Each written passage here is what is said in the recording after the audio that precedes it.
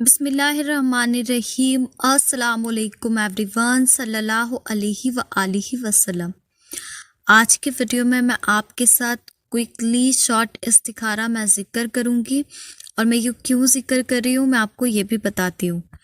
अब से पहले भी मैंने इस्तिखारे की एक वीडियो डाली थी, वो इस्तिखारा भी काफ़ी लोगों ने किया था, लेकिन कुछ लोग ऐसे थे जिनको वो इस्तिखारा नहीं समझ में आ रहा था या फिर उन्हें मुश्किल लग रहा था, तो मैंने सोचा कि मैं एक शॉर्टली और आपको इस्तिखारा बता देती हूँ। मैं दोनों ही इस्तिखारे के फॉर्मेट को फॉलो करती हूँ अकॉर्डिंग टू माय प्रॉब्लम और माय सिचुएशन। सो मैं आपको बताती हूँ इस्तिखारा आपने कब कब करना बहुत ज़्यादा ज़रूरी होता है। सबसे पहले जब आप कोई भी वजीफ़ा करें तब आप इस्तिखारा ज़रूर किया करें, और एक सदका, ये दोनों चीज़ें बहुत ज़्यादा इम्पॉर्टेंट है। आपकी कोई दुआ है तब भी आप इस्तिखारे को ज़रूर करें। कहीं पर आप शादी करना चाहते हैं उसके लिए भी आप इस्तिखारा करें, कहीं पर आपको रिश्ता करना है उसके लिए भी आपने इस्तिखारा करना है। आप अगर कोई बिजनेस स्टार्ट करना चाहते हैं उसके लिए भी आप इस्तिखारा करें।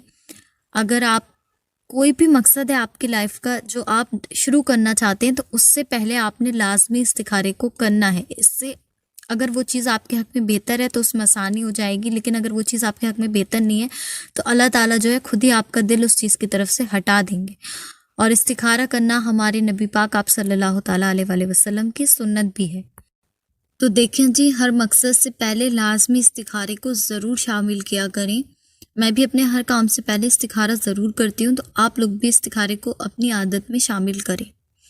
इस इस्तिखारे के बारे में हो सकता है आपने पहले भी सुना हो, क्योंकि हदीस में है ये इस्तिखारा, लेकिन जिनको नहीं पता है या जिनको नहीं समझ में आया है वो समझ ले। तो आपने किसी भी नमाज के बाद करना है, आप तहज्जुद के बाद करें या फिर आप किसी भी नमाज के बाद 2 नवाफिल आपने पहले इस्तिखारे की नियत से पढ़ने हैं। फिर आपने जिस तरह से दुआ मांगते हैं उस तरीके से आपने दुआ मांग लेनी है कि अल्लाह ताला अगर ये काम मेरे हक़ में बेहतर है तो मुझे बता दीजिए, अगर बेहतर नहीं है तो मुझे बता दीजिए। उसके बाद आपने जब आपकी दुआ मुकम्मल हो जाएगी आपने 3 टाइम्स दरूद इब्राहीम को पढ़ना है। दरूद इब्राहीम पढ़ने के बाद जो दुआ मैं स्क्रीन पे मेंशन कर रही हूँ आपने इस दुआ को पढ़ना है। आपने खूब अच्छी तरह से वो मकसद सोच लेना है जिसके लिए आप इस्तिखारा कर रहे हैं। अब आप इसमें देखेंगे कि लिख कर आ रहा होगा then mention the thing to be decided.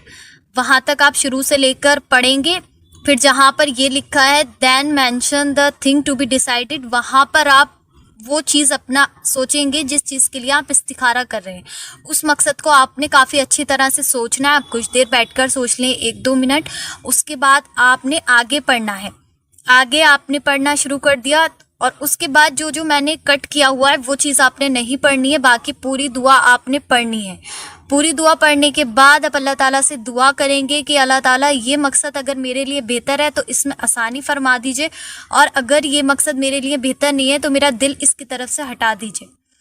तो आप देखेंगे कि अगर जिस चीज़ के लिए आपने इस्तिखारा किया है, आपने किसी कारोबार के से हवाले से किया है या आपने अपनी किसी दुआ के हवाले से किया है, अगर वो चीज़ आपके हक़ में बेहतर होगी तो आपके लिए आसानियाँ होना शुरू हो जाएगी, और अगर वो चीज़ आपके हक़ में बेहतर नहीं होगी तो आपका जो दिल है वो उसकी तरफ से हट जाएगा।